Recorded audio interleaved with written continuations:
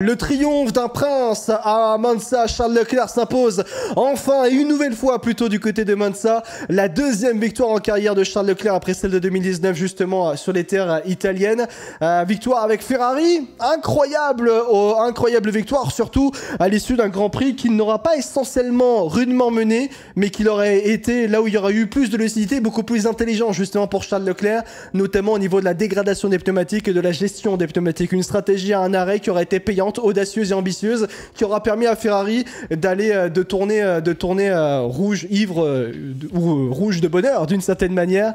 Charles Leclerc s'impose, Ferrari s'impose et d'une certaine manière dans la globalité c'est même l'Italie qui s'est imposée avec Maranello qui a sorti une SC24 absolument fantastique pour Charles Leclerc et également Carlos Sainz qui a fait une très belle course aussi également, mais Charles Leclerc s'impose, une SC24 all-in avec beaucoup d'améliorations et ça s'est traduit par cette victoire baby choum de Charles Leclerc. Dans la globalité, le Graal a été touché pour Leclerc, mais surtout pour Ferrari. C'est une victoire qui a un gros caractère quand même. Hein. Encore une fois, tout a été réalisé à la perfection pour réaliser le maximum. Et cette victoire de Charles Leclerc, elle est due essentiellement à sa gestion des pneus sur le second relais qui a juste été stratosphérique. Ouais. Et aussi voilà, à la stratégie aussi proposée par l'équipe tout simplement. Là, c'est une victoire d'équipe, c'est une victoire de Charles amplement méritée. Il n'y a pas eu de vol, il n'y a pas eu ou quoi que ce soit en fait. Ouais. Donc là-dessus, les évolutions ont fonctionné. Il fallait que ça marche à la maison. Ça a très très bien marché. Là-dessus, la saison est réussie. Ouais. Non, mais alors, tu sais que, sachez que pour ceux qui n'étaient pas là lors de la preview du Grand Prix, quand on parlait de Ferrari, moi j'ai posé cette question, est-ce que si Ferrari gagne à Monza, la saison elle est réussie? Bah, il y a presque le sentiment que peu importe ce qui peut se passer par la suite, Ferrari aura déjà réussi sa saison, quoi. Quand tu luttes pas pour le titre pilote, en l'occurrence, constructeur, on y reviendra après, mais ouais, c'est un peu une saison réussie. Il y a encore énormément de boulot, effectivement. Faut pas s'arrêter justement sur cette victoire-là, mais voilà, tu gagnes Monaco pour Charles, tu gagnes Monza pour Ferrari et pour Charles aussi, bah c'est magnifique, quoi, tu vois. Ouais. Tu te dis qu'en plus dans une saison aussi disputée, aussi serrée.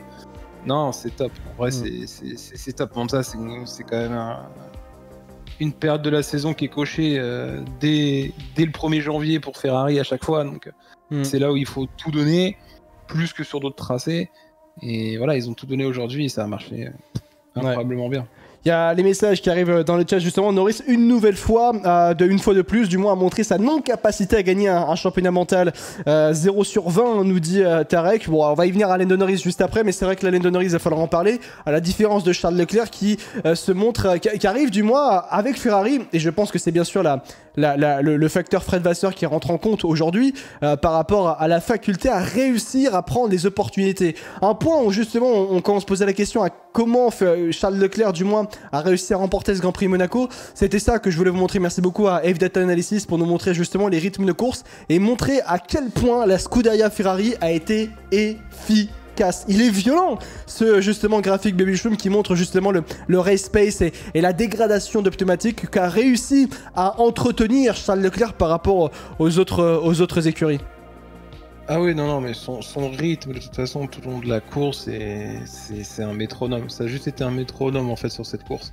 Et il a juste bénéficié, justement, du fait que de passer en hard, au final, il s'est avéré qu'il n'y a pas eu non plus trop de dégradation. Ouais. Ce qui m'a un petit peu surpris du côté de McLaren, notamment. Voilà, et eux, ils ont eu énormément de Norris, qui était vraiment le maître durant le Grand Prix des Pays-Bas, il s'est avéré être en grande difficulté, là, cette fois-ci, durant ce Grand Prix d'Italie. Charles Leclerc était allé un peu plus, quasiment 2 dixièmes de seconde au tour plus rapide que Verstappen, malgré l'utilisation d'un jeu de pneumatiques en moins d'ailleurs. Verstappen était presque 6 dixièmes plus lent que Piastri, ce qui est fou aussi dans cette histoire-là. Ce qui est incroyable aussi, c'est la tendance à changer en début de saison. L'efficacité de la RB20 aurait dominé la McLaren, plus traînante également à Monza. Et puis il y a un point aussi que notifie F-Data Analysis, c'est Magnussen qui a réussi à avoir un rythme plutôt intéressant, parce que c'est quand même assez étonnant. Mais si on se concentre uniquement pour Charles Leclerc, la victoire de Charles Leclerc à Monza est la réussite tout entière de l'Italie et justement par rapport à la Scuderia Ferrari, parce que en fait, en gros, c'est que la victoire de Charles Leclerc à Monza, elle n'a pas été construite seulement sur le dimanche, mais elle a été construite sur plusieurs semaines au passé, dans le sens où en fait pour ce Grand Prix d'Italie, Ferrari a apporté masse d'améliorations, énormément d'améliorations pour justement permettre à Charles Leclerc et à Carlos Sainz d'avoir une monoplace capable de remporter ce Grand Prix d'Italie. C'est bien sûr un Grand Prix objectif pour la Scuderia Ferrari, mais encore faudrait-il que les améliorations fonctionnent. Souvenez-vous, lorsque Ferrari a apporté un gros package d'améliorations lors du Grand Prix d'Espagne ou au Canada, eh bien ça n'avait pas fonctionné. Les améliorations étaient pas bonnes et avaient totalement déréglé la monoplace au niveau de son équilibre. Là, on est arrivé pour ce Grand Prix d'Italie avec beaucoup de confiance, avec une prise de leçon justement du passé, des erreurs justement du passé, pour arriver confiant et apporter ce qui devait être bon pour apporter. Et regardez durant ce Grand Prix d'Italie à quel point Charles Leclerc a été efficace. Leclerc à Monza a été clinique, efficace, lucide et capable de répondre présent à chaque moment opportun et important. La manière dont il ne partait pas en pole position, Charles Leclerc. Et il est venu battre les meilleures voitures du plateau aujourd'hui, les McLaren. Charles Leclerc a réussi à battre les McLaren alors qu'elles étaient nettement plus fortes par rapport à lui. Et il a quand même réussi à tenir ses pneumatiques, à gérer sa dégradation folle au niveau des pneumatiques, à être le plus rapide en termes de rythme de course. Il dominait, non pas parce qu'il avait la meilleure voiture, il dominait parce qu'il était trop fort.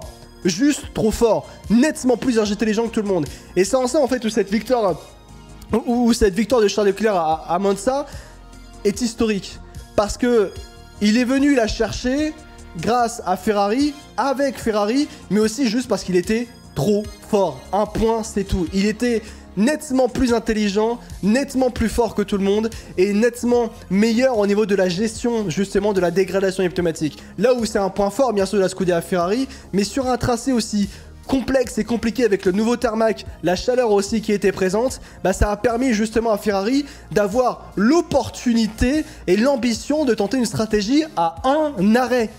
Personne d'autre n'avait, dans les leaders du moins, voulait faire ça, ne voulait tenter ça, parce que ça aurait fini justement pas de la bonne manière, avec des pneumatiques qui allaient justement lâcher. Chez Ferrari, ça n'a pas lâché, parce que justement, si on se concentre sur Charles Leclerc en particulier, parce que lui, il avait la capacité, avec sa SC24, de pouvoir tenir ses pneumatiques. Et quand on regarde le rythme de course justement par rapport à Charles Leclerc, regardez à quel point il est totalement, justement, à des presque, pas des années-lumière, mais il est nettement meilleur dans sa gestion, ne serait-ce qu'avec une stratégie à un arrêt où normalement t'aurais dû t'effondrer. Lui ne s'est pas effondré et justement il a dominé. Et ça montre à quel point cette victoire de Charles Leclerc montre à quel point il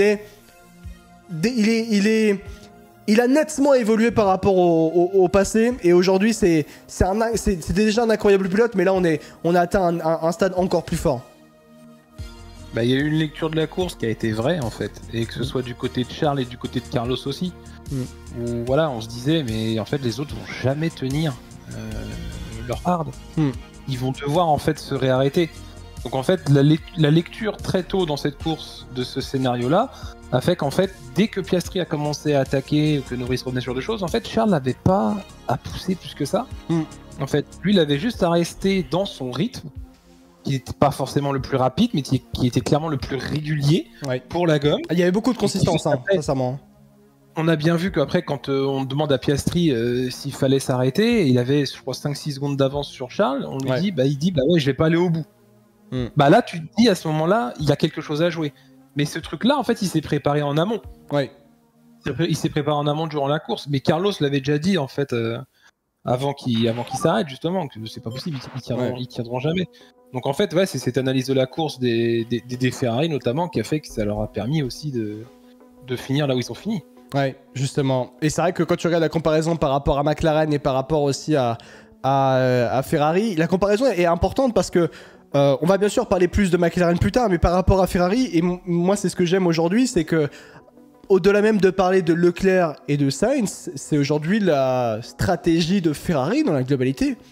On remonte ne serait-ce qu'il y a 2 ans, avant Vasseur, jamais Ferrari aurait tenté ça, Bichou. Ou si ça avait été tenté, ça aurait été très mal exécuté. Si, oui, voilà, il y aurait eu quelque chose qui se serait passé dans les stands, où on aurait mis les pneus inter, enfin on aurait fait une connerie, quoi. Ça c'est sûr.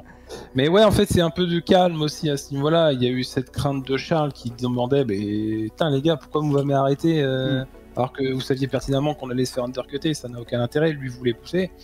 Au final, il a bien fait d'écouter son team. Hein. Finalement, ça a fonctionné, mais c'était un petit peu la seule frayeur stratégique, en tout cas du côté de Ferrari. Et une fois, enfin voilà, quand ça passe bien en piste, que les évolutions apportées, en tout cas pour ce type de tracé, fonctionnent et que du coup, bah tu performes. Derrière, c'est bien, ça te redonne de la confiance. Et Ferrari avait besoin en fait de ce genre de course-là. Les derniers grands prix de Ferrari sont très bons en fait dans l'optimisation du résultat. J'allais parler justement des 4 dernières courses de Charles Leclerc avec Ferrari, et c'est vrai que ça m'a pas frappé tout de suite. Mais les 4 derniers grands prix de Charles Leclerc, Baby Shum, c'est 4ème en Hongrie, 3ème en Belgique, 3ème à Zandvoort, et donc vainqueur à Monza. L'optimisation est incroyable. Hein.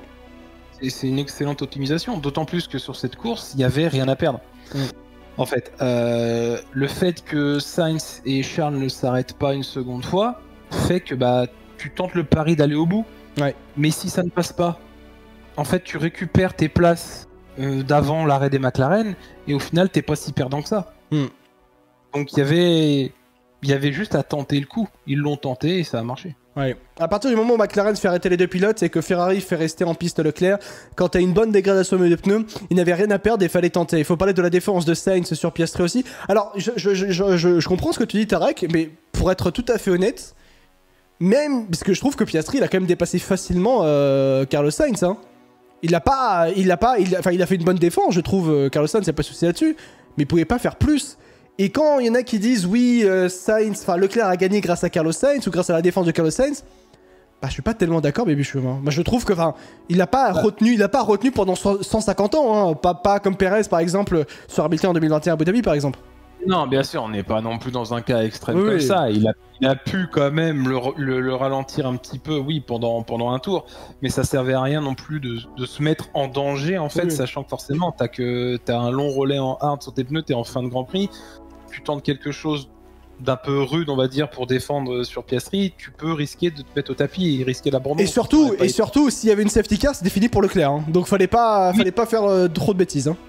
Voilà, mais après, oui, il a contribué au ralentissement de Piastri, bien sûr. Comme après, il a contribué au ralentissement de Norris. Enfin, tu vois, c'est normal, mais il n'allait pas non plus freiner en ligne droite ou se mettre en première à ce qui arrive, tu vois, ce genre de choses.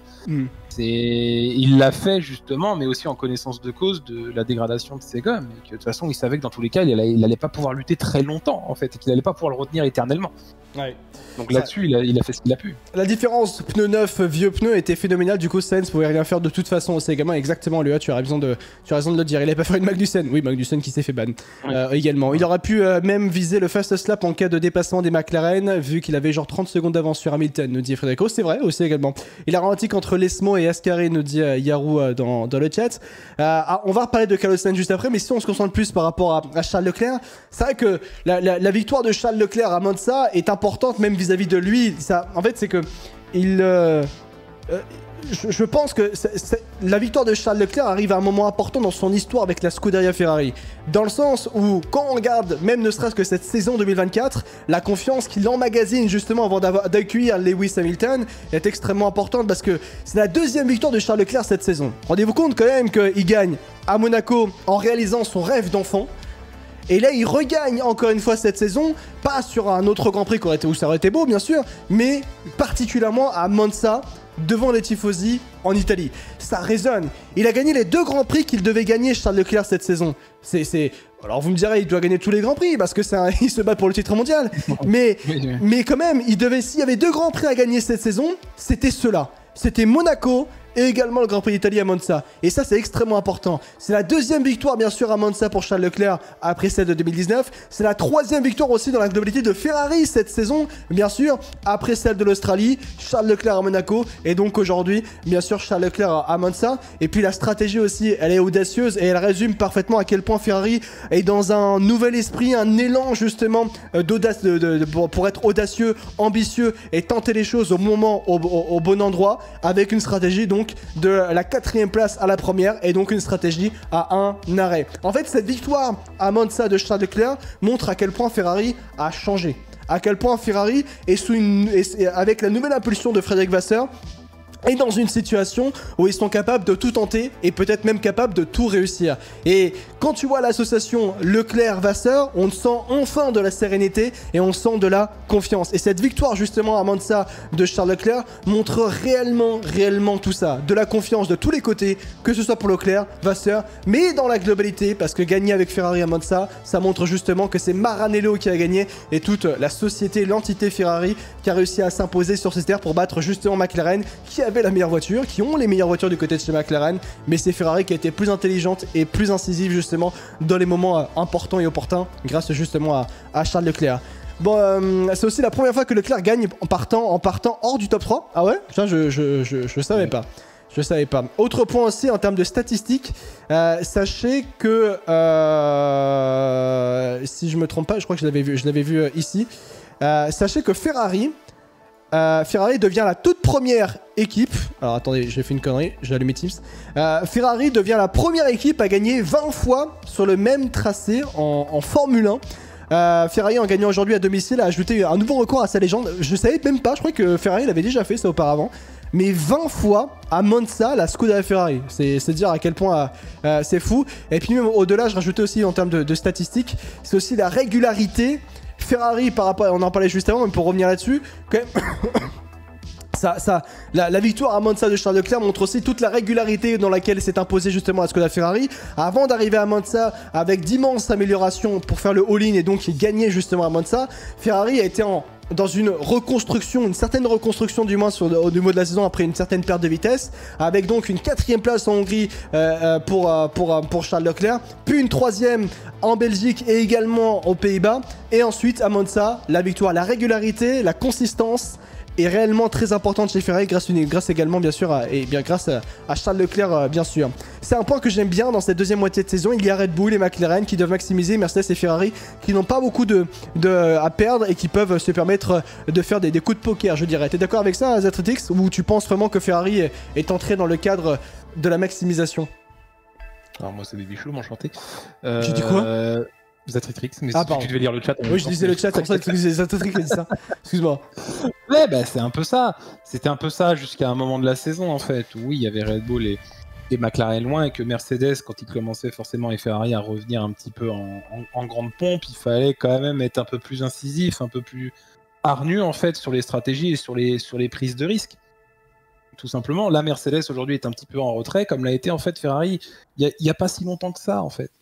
Donc c'est pour ça qu'il y a aussi une échange de performance qui est aussi incroyable en fait à suivre cette saison quoi.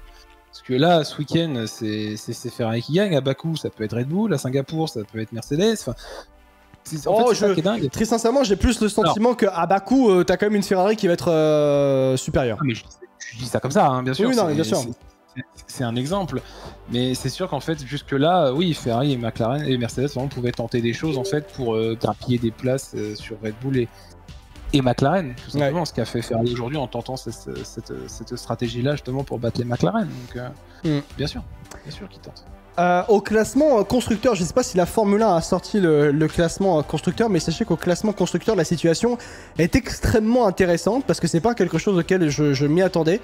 Je le disais, je regardais ça durant le Grand Prix, l'évolution du classement, et je crois que si je me trompe pas, Ferrari est à 40 points de Red Bull aujourd'hui. Mais ça change tout là, cette situation-là. 39 points de Red Bull. 39 points, pardon. Puisque qui a... il y a quelqu'un dû prendre le meilleur tour en course, mais voilà. 39 points. Non mais c'est rien. C'est rien, 39 points. Hein.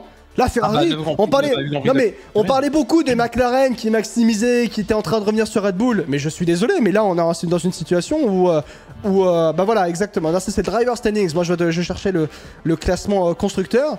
Mais c'est fou là, cette fin de saison, notamment au niveau du constructeur pilote aussi. Même si on va parler de McLaren, mais je pense qu'ils sont en train de.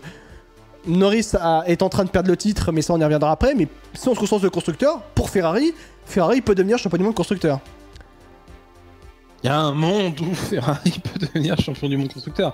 Pour ça, il faudrait vraiment espérer que Red Bull continue sur cette pente descendante. Ouais. Et là, il finirait 3ème. Et là, on serait sur un downfall, je pense, historique en Formule 1. Ouais. Je pense que du jamais vu, tu vois. Ah oui. Mais on n'y est pas encore. Il y a encore énormément de grands prix à venir. Donc tout peut encore se passer. Faut pas... Ouais, ils sont à la lutte. C'est cool, c'est pas si loin, c'est sûr que c'est très proche. Ouais. Mais encore une fois, tout peut se passer, donc c'est bien d'être à cette place-là, évidemment. Ouais. Mais je reste prudent, en fait, à ce niveau-là. Bien sûr, et tu as bien raison, surtout par rapport à ce qui peut se passer. Au-delà de l'optimisation parfaite, c'est un point où on devrait aussi beaucoup aborder, c'est l'homme qu'on va essayer de trouver dans les photos. Désolé du PowerPoint, mais c'est justement 3, 2, 1, non pas encore, 3, 2, 1, non pas encore, 3, 2, 1, va-t-il arriver? Il est forcément là, il est forcément là. Oh, je jure, il est pas là. Non, je me souviens l'avoir vu. Je me souviens l'avoir vu. Ah, bah il est là, voilà. Ce monsieur, tonton Frédéric Vasseur. Alors vraiment, alors là, Frédéric Vasseur, je pense qu'on est dans une situation... Enfin, je ne m'attendais pas à autant de réussite tout de suite, tout de même, par rapport à l'arrivée de Frédéric Vasseur du côté de chez Ferrari. Parce que là, si on résume quand même ce week-end, depuis l'arrivée de Frédéric Vasseur jusqu'à aujourd'hui, Frédéric Vasseur chez Ferrari, c'est synonyme de réussite, synonyme de sérénité et de confiance. Là, Frédéric Vasseur a tout de même réussi à remporter, dès sa deuxième saison avec la Skoda Ferrari, le Grand Prix d'Italie, avec son enfant adoptif, on va dire ça ainsi, Charles Leclerc, d'une certaine manière. Et quand on disait il faut croire dans le processus de reconstruction de Frédéric Vasseur, mais là on y va pleinement. Rendez-vous compte que depuis qu'il est arrivé Frédéric Vasseur, on a quand même, entre autres, le retour de Ferrari aux avant-postes d'une certaine manière, et même quand il est face à la difficulté, il arrive tout de même à permettre à Ferrari de se reconstruire. Et dans le même temps, n'oubliez pas que Frédéric Vasseur, on va rentrer ça en compte, parce que ça rentre forcément en compte, il a réussi à recruter Sir Lewis Hamilton, ce que les précédents, justement, patrons de la Skoda Ferrari n'avaient pas réussi à faire. Et si Hamilton signe du côté de chez Ferrari, c'est grâce à Frédéric Vasseur. Et au-delà de tout ça, il est en train aussi de reconstruire Ferrari par rapport à l'arrivée d'ingénieurs et de têtes pensantes absolument importantissimes dans le paddock Formule 1.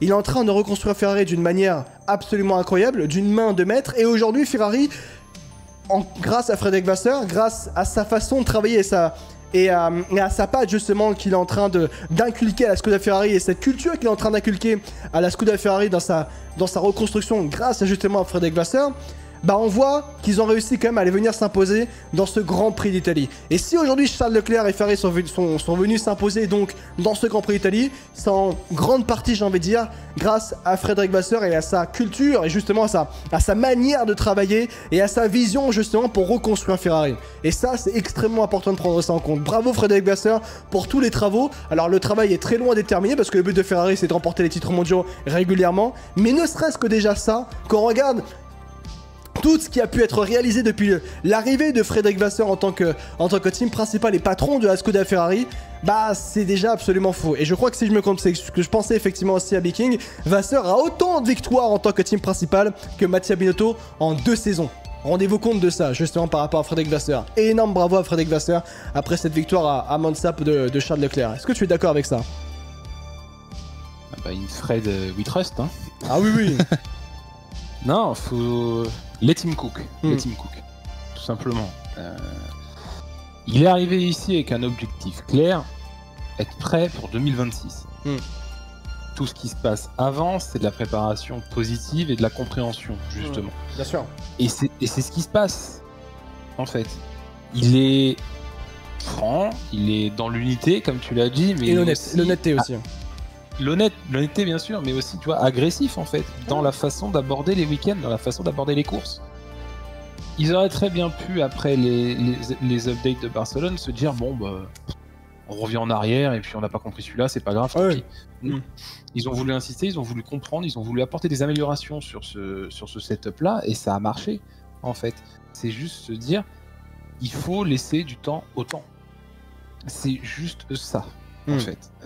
Évidemment qu'il faut gagner toutes les courses, évidemment que Ferrari doit être à la lutte chaque année, mais il y a des années où c'est des saisons où c'est pas forcément en fait possible. Quand il est arrivé l'année dernière et début 2023 ça a été compliqué et voilà au fur et à mesure de la saison ça a commencé à aller mieux parce qu'on a compris ce qui n'allait pas.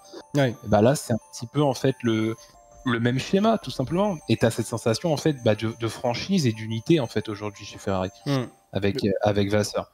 Donc il y a encore énormément de chemin à parcourir, énormément de travail à faire.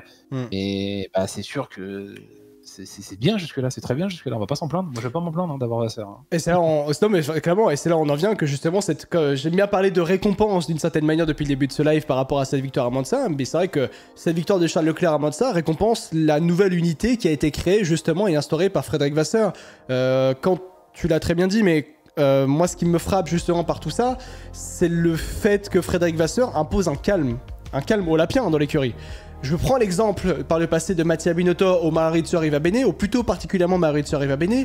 Quand il se passait quelque chose dans l'écurie, quelque chose ne se passait bien, on virait la personne. Il y avait un climat de terreur qui était imposé au sein même de la Skoda Ferrari. Je sais pas si tu te souviens des déclarations des précédentes personnes qui sont passées chez Ferrari, mais c'était un climat de terreur. Tu faisais une connerie, t'étais dehors. Tu étais dehors. Évidemment que tu peux pas avancer avec ça. Et quand il y a eu Mattia Binotto, c'était différent. C'était peut-être un management plus calme, mais pas du bon calme, parce que dans le sens où ça disait on fait jamais d'erreur. On faisait jamais d'erreur chez Ferrari avec Mattia Binotto. Là maintenant, avec Vasseur, oui, des erreurs sont faites, mais on les répare, et avec les mêmes personnes, et on impose de la confiance, de la sérénité, et en fait, on est justement une équipe. Aujourd'hui, la Skoda Ferrari est une équipe, et retrouvée en tant qu'équipe, avec de l'unité, de la confiance, de la sérénité. Grâce à qui? Grâce à Frédéric Vasseur. Et cette victoire à Monza récompense l'unité nouvelle créée par justement Frédéric Vasseur dans cette phase de reconstruction. Frédéric Vasseur, c'est ce qu'a fait Jean Todt et ses débuts en 93, nous dit à ses débuts justement en 93. Oui, ça y ressemble. Ça y ressemble beaucoup, bien sûr, je suis d'accord. Faire justement, c'est comme tu l'as dit en fait, il va pas taper du doigt sur les employés à l'usine qu'on fait une pièce de merde ou ce genre de truc. Non, il va demander justement, n'ayez pas peur de proposer. Ouais. En fait, n'ayez pas peur de proposer. Et quand justement, ça te libère un petit peu aussi d'envie créative ou ce genre de truc, de pouvoir repousser encore plus sans avoir la pression derrière de te faire taper sur les doigts à la moindre petite faute. C'est justement ça aussi que Vasseur essaye d'inculquer. Et c'est un bon point parce que le fait en fait de travailler dans une atmosphère positive et non plus et unique, en l'unité pardon, plutôt que dans des clans comme il y avait jusqu'à peu en fait, ça fait que tout le monde en fait a envie de bosser pour Fred, tout le monde a envie de bosser pour Ferrari et tout le monde fera de son maximum justement pour que tout se passe bien. Les erreurs qu'on avait au stand il y a peu de temps, aujourd'hui ça n'existe plus. Aujourd'hui, Ferrari est limite à chaque course est en lice pour faire les fastest pit stop. Ce qui était impensable en fait il n'y a pas si longtemps que ça, tu vois. C'est des petits détails en fait, mais ça compte énormément. Parce que si forcément dans le garage ça se passe bien, que chez les pilotes ça optimise de la meilleure façon possible, l'usine derrière ça va se ressentir et ça va pousser justement à faire les choses de la meilleure façon possible. Tout n'est pas parfait, bien sûr. Évidemment. Il va y avoir de la frustration sur certaines évolutions, sur certaines courses. Mais ça fait partie aussi de l'apprentissage, justement. C'est ça qui est positif. Charles Leclerc a tout gardé sous contrôle et a conduit à la perfection. Dans tous les cas, il faut prendre des risques dans ce métier, les évaluer et les gérer. Mais je pense que tout s'est très bien passé. L'équipe a été exceptionnelle, explique justement Frédéric Vasseur. Vous ne réalisez les vraies émotions qu'une à 2 heures plus tard, parce que lorsque vous êtes au mur, vous êtes tellement concentré sur la course qu'il est difficile de se rendre compte. Mais avec tous les tifosi sur la ligne droite, je pense que nous nous rendrons vite compte de la situation par rapport justement à l'évolution. En tout cas, voilà, par rapport à la Skoda Ferrari, je rappelle le classement de Ferrari du moins. Leclerc s'impose et Carlos Sainz termine 4ème. Peut-être, je pense que Carlos Sainz aurait mérité un podium au vu de ce qu'il a produit dans la course quand même. Je pense que la problématique c'était la track position parce que ça l'a sacrifié. C'est un peu ça, oui, c'est un peu ça le souci, le fait d'être rentré aussi, un peu plus tard forcément du coup avec ses gommes pareil aux gommes plus fraîches des autres, ce qui fait qu'il est ressorti plus loin. Mais non, là-dessus il a fait une bonne course Carlos. 4ème et 37 points au total pour Ferrari. C'est pour ça que Ferrari se rapproche nettement aujourd'hui dans la bataille au titre constructeur, bien sûr.